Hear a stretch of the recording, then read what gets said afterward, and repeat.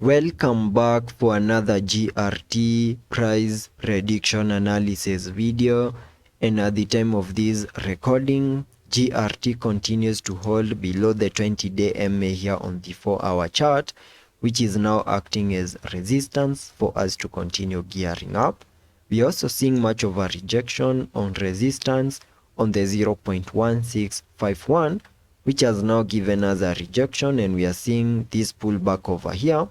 And the next area of support that GRT needs to continue holding lies on the 0.15. And as long as the 0.15 continues to hold, I'm still expecting higher prices in a move that can give us another bounce, giving us a break above resistance on the 0.165 and breaking above that with a successful retest. Then watch out for a break above the $0.17 in the next coming hours. Alternatively, in case GRT continues to see this pullback losing the 0.15, then the next area of support lies on the 0.1378, and that is the move that we need to have in mind for the worst case scenario.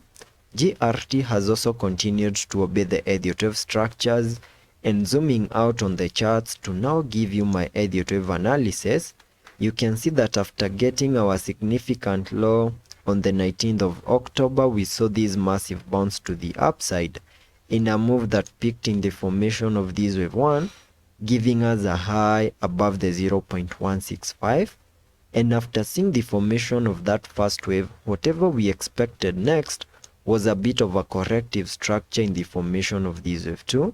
And you can see that we saw a bit of a pullback in the formation of that second wave into the minimum target areas for the second wave highlighted on the charts, which are areas that we almost fully maximized, and saw a reaction of that in what I've now been terming as the start of an impulsive wave in the formation of this wave 3. And I gave you minimum target areas for the third wave by connecting the trend-based Fibonacci from the low of the first wave to the high of that wave 1, then dragging the fibs to the low of the second wave, giving me my first target area for the third wave on the fib ratios 1:1, and that is above the $0.2. Then the next target area on the fib level 1.618, and that is above the 0.26. And those are the two target areas that I gave you for the third wave to the upper side. But from the price action that we are seeing at the moment, there are chances that at some point we are now going to hit invalidation points for this Elliot wave structure to the upside, and maybe at some point we might have to reconsider our Elliot wave structure and maybe come up with a more bearish scenario in case we lose significant areas of support. And the significant area of support that GRT needs to continue holding above lies on the 0.15. And as long as that continues to hold, we can still expect other bounces above the 0.16 and the 0.17.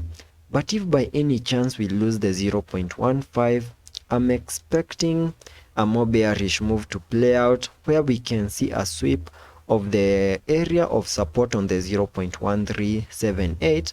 And if by any chance we lose this, then a more bearish scenario to send us to $0.1 can easily play out. That is the alternative scenario that we need to have in mind.